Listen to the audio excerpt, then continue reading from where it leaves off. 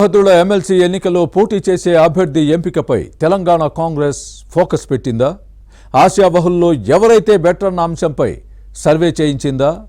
Candidate ఎంపికలో మంత్రి పొన్నం ప్రభాకర్ కీలక పాత్ర పోషించబోతున్నారా? నలుగురు ఆశావహుల్లో అధిష్టానం ఎవరిని ఫైనల్ చేయబోతోంది?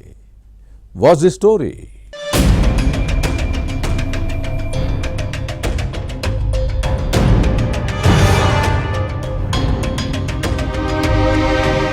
ఉత్తర తెలంగాణ గ్రాడ్యుయేట్ ఎమ్మెల్సీ ఎన్నికను కాంగ్రెస్ ప్రతిష్టాత్మకంగా తీసుకుంది. అభ్యర్థి ఎంపిక నుంచే జాగ్రత్త వహిస్తోంది. ఏదైనా తేడా వస్తే ఆ ప్రభావం ప్రభుత్వంపై పడుతుంది. దీంతో ముందు నుంచే ప్రత్యేక ఫోకస్ పెట్టింది.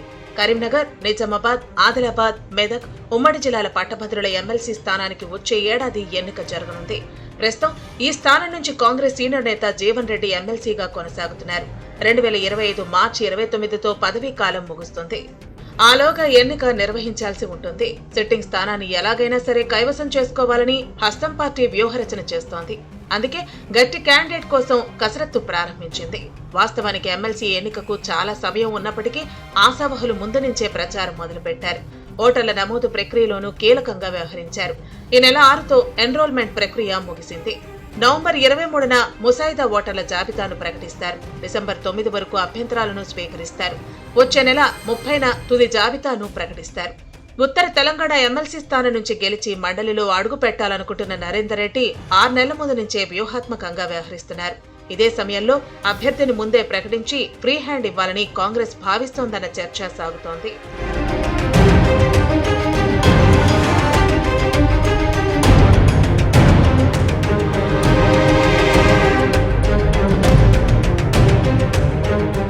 పట్టభద్రుల ఎమ్మెల్సీ ఎన్నిక అంటే అధికార పార్టీకి సహజంగానే వణుకుంటుంది.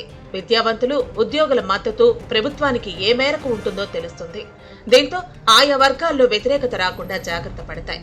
అందుకే అభ్యర్థి ఎంపిక నుంచే ఆచితూచి వ్యవహరిస్తోంది కాంగ్రెస్ అధిష్టానం. పార్టీ వ్యూహకర్త సునీల్ కనుగోలు బృందంతో ఇటీవల 4 ఉమ్మడి జిల్లాల్లో సర్వే చేయించిందని సమాచారం. హస్తం పార్టీ తరపున పోటీ చేయబోయే అభ్యర్థికి పట్టభద్రుల్లో ఎలాంటి మద్దతుందో తెలుసుకుందట. 4 అభ్యర్థుల పేర్లతో సర్వే చేయించిందని సమాచారం. ప్రైవేటు విద్యా సంస్థల అధినేత నరేందర్ రెడ్డి, అసిస్టెంట్ ప్రొఫెసర్ గా స్వచ్ఛందంగా పదవి విరమణ చేసిన ప్రసన్న హరికృష్ణ, సిరిసిల్ల నియోజకవర్గ కాంగ్రెస్ ఇన్ఛార్జి కేకే మహేందర్ రెడ్డి, నిజామాబాద్ కు చెందిన నర్సారెడ్డి. ఈ 4గురిలో ఎవరైతే బాగుంటుందో అభిప్రాయ సేకరణ చేసినట్టు కాంగ్రెస్ సర్కిల్స్ లో టాక్. అయితే వీరిలో 2 పేర్లను అధిష్టానం ఫైనలైజ్ చేసిందని సమాచారం.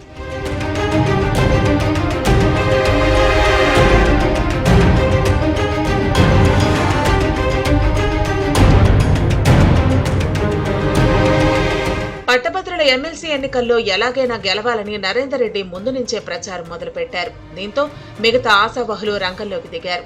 ఇప్పటికే నరేందర్ రెడ్డి ఢిల్లీ లెవెల్లో కాంగ్రెస్ పెద్దలను కలిసి టికెట్ కోసం ప్రయత్నిస్తున్నారు. ఈయన అభ్యర్థిత్వం పట్ల గ్రాడ్యుయేట్లు అనుకూలంగా ఉన్నారని పార్టీ నిర్వహించిన సర్వేలో తేలిందట. ఆ తర్వాత ప్రసన్న హరికృష్ణ ఉన్నారు.